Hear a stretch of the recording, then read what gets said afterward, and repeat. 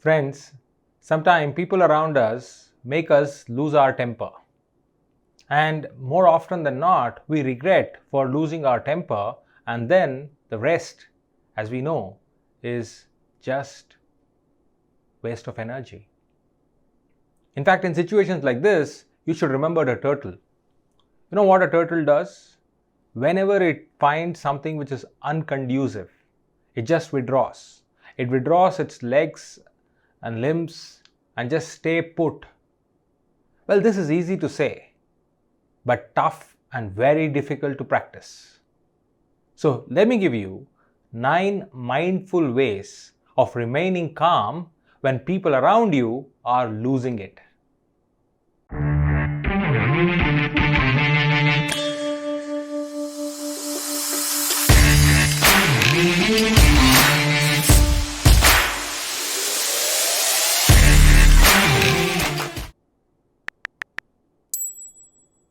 Hey friends, welcome to CSKSpeaks. I am CSK and I am an educator.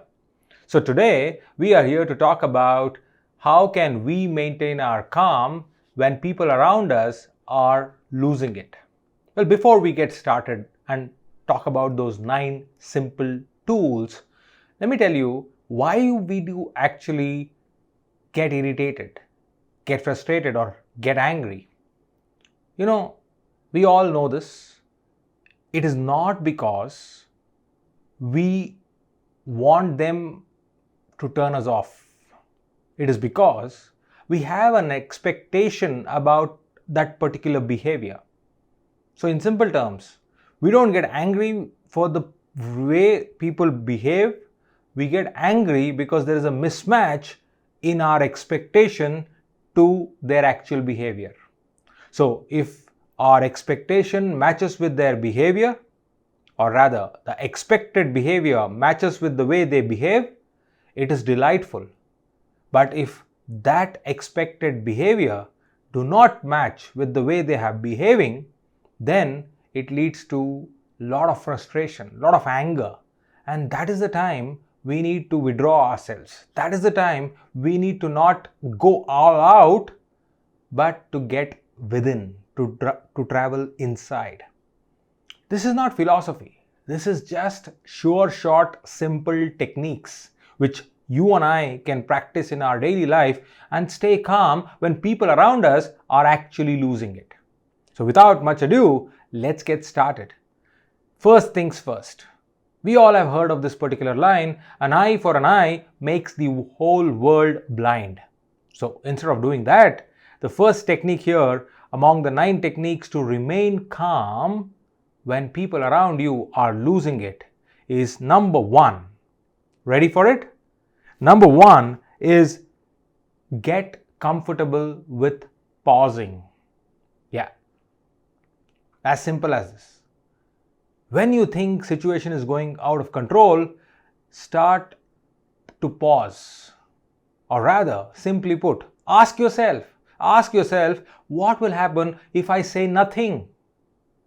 Yes, by the time you actually come to an answer, you would have paused and that would have subsided the situation. Let me explain this a little more. When you start pausing, we all have heard of that line, right? It takes 2 hands to clap. The minute you start to pause, the opposite person, whoever they are forced to think again.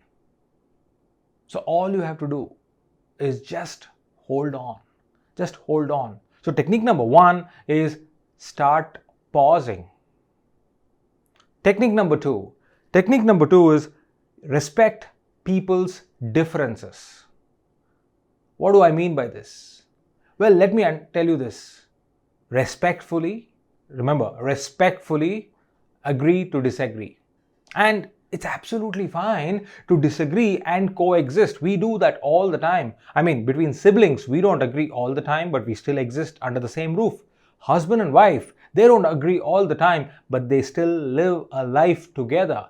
Parents, if you are in your teens, you know what I'm talking about. You don't agree with your parents 9 out of 10 times, but you can still disagree and coexist. So, The point here when it comes to technique number 2 is respect people's differences. So very, very gracefully agree to disagree. Two counteractive or counterintuitive points can coexist. Your opinion need not overpower somebody else, and so is the way that others' opinion need not overpower you. You can still hold on to your opinion without an argument, without getting frustrated, and without feeling dominated. So that is technique number 2. Technique number 3 is be compassionate. In fact, this is an interesting definition for the meaning of the word compassion. Compassion is to suffer with. We have all heard of that. Traveling in the opposite person's shoe. Only when you wear their shoe, you will realize where it bites. So basically, compassionate is nothing but being ready to suffer. Yes, because you remember this. For every person's point of view, there is an equally genuine explanation. And you can only see that once you begin to become compassionate. So compassionate is the only way you can actually begin to see the other person's point of view. And once you start seeing that, you don't lose your ground, because others around you are losing their ground because they are not compassionate. They just want to force their opinion on us.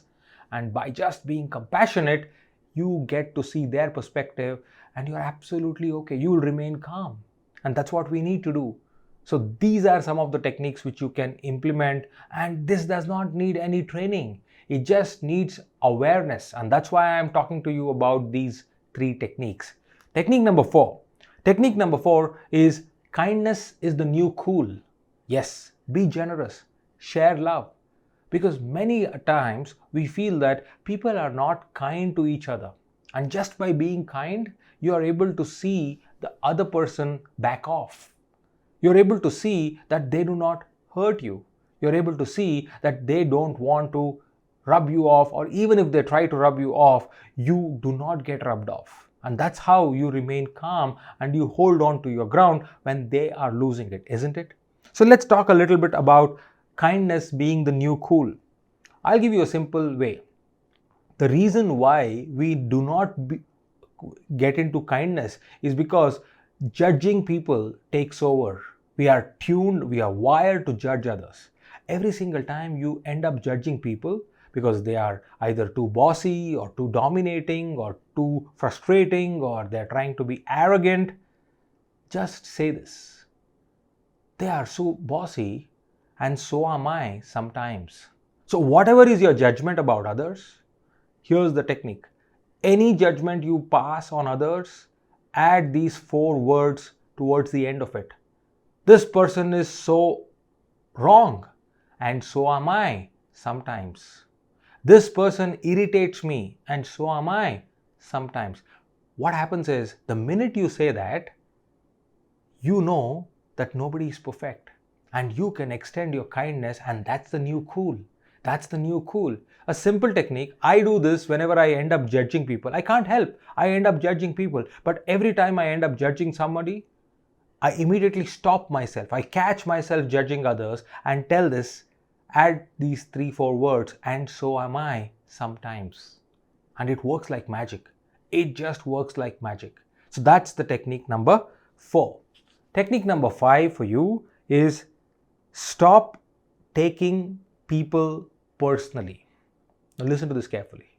If you start to take people personally, you will have a very, very miserable life. Because every Tom, Dick and Harry has something to get back to you. And if you start taking each one of them, there's no limit. There is no end to it. So stop taking people personally. And the best way is to protect yourself with a shield around you. What is that shield? That shield will basically tell you that they are free to have their opinions. And I am free to hold my opinions. So the only thing is, let me be objective. And how do I do that? What I do and what you can do is, every single time when somebody raises an opinion or pins points at you or tries to tell you something which you do not agree or you don't see eye to eye on that, just separate yourself and become an objective observer. Just simple. Step back. Step back. Play this game with yourself. Okay, leave your body and come out of your body. No, I'm not talking about any paranormal activity here. Just leave your body and take a step back and observe yourself. When you observe yourself, you know that they talking to you is just two people having a conversation and nothing is affecting you because you're separating yourself from the body. Yeah, being an objective observer. And by just doing that, you stop taking things personally. How about that? Try this out. This is simple, this is doable wherever you are, at a party, at a function, at a meeting, at a gathering, or at a social occasion. You can still become an objective observer and stop yourself from taking everybody's opinion personally, right? Now, technique number 6. This is golden. This is golden. And that is talk less and learn to appreciate silence. Yeah. Talk less and learn to appreciate silence. Why? Because we just feel that we lose something by keeping quiet. That's not the truth.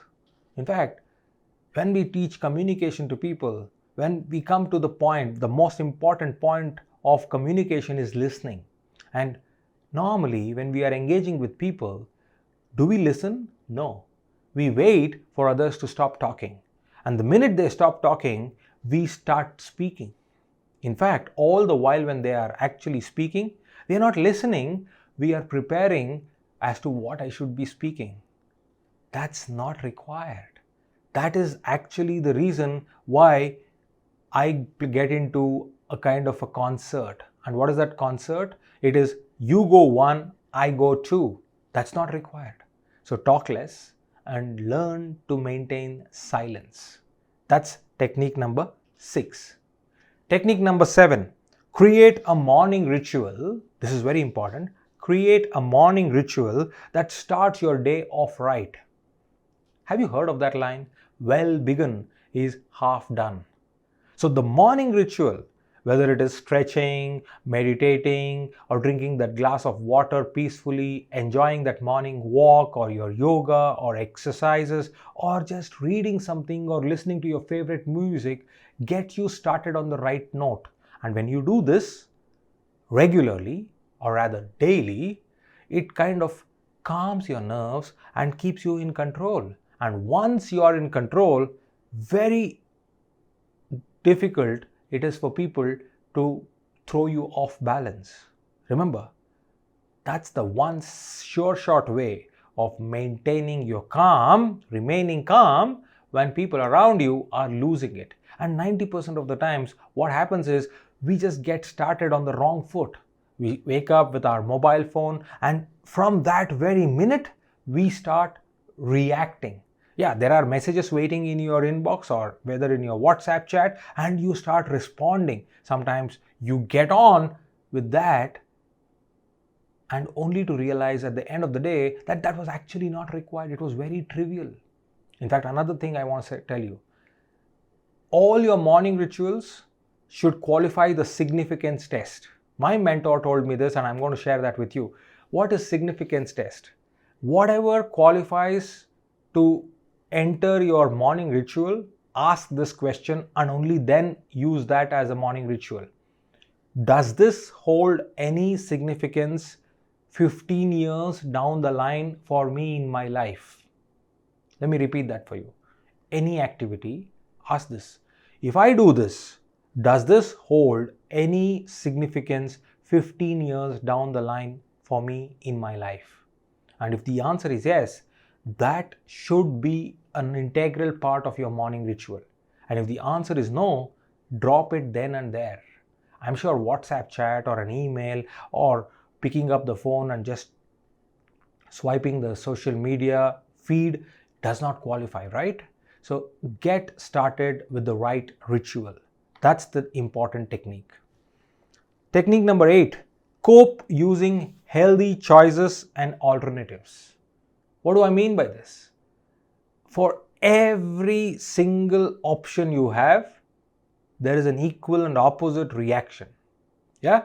And you can choose that. You can choose that. You want to get angry? You can still choose to stay calm. You want to say something? You can still choose to stay silent. You want to be rude? You can still be calm and kind. So please choose your options and alternatives wisely. So technique number 8 is cope up using healthy choices and alternatives.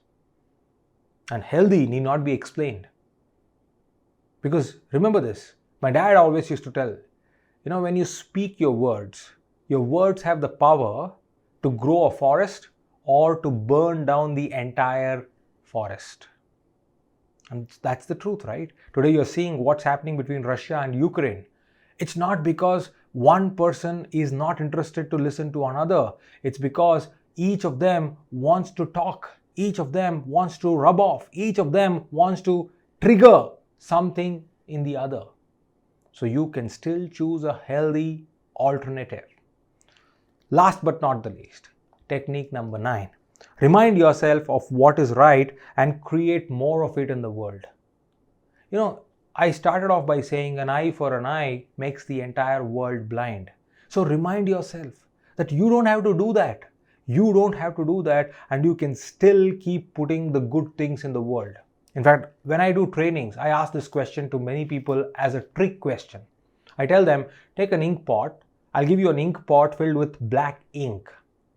And I'll ask you, you cannot touch the ink pot. You cannot break the ink pot, but I want you to empty the ink pot, and not just that, I want you to fill it with plain water.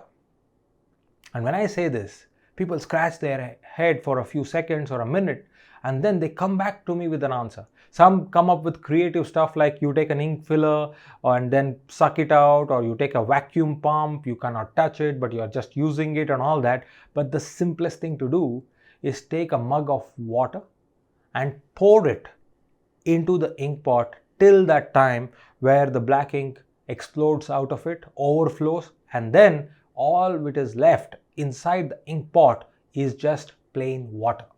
As simple as that.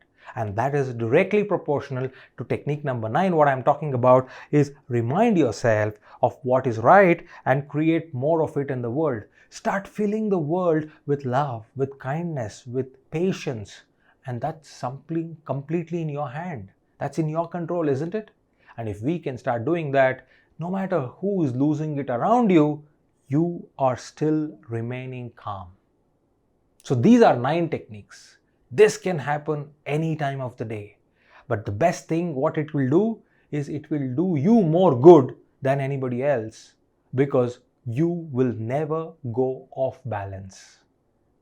Remember, as I said at the beginning, it is not about people's reaction that turn you off. It is because they behave in a particular manner which is not agreeing with your expectation. We have a frame, we have a script in our mind. Okay, I'm going to tell this and they're going to do this. And the minute they don't do it is when you are off your balance. So instead, remove the expectation and use these techniques even when people don't behave the way you expect, and you are completely calm. Thank you very much for staying with me on these 9 techniques. I hope you are going to implement them in your life. And do me a favor, if these techniques are adding value, do give me a comment. If you have learned something from this video, just give that comment here, because that's one feedback I would like to take away from this particular video. Thank you.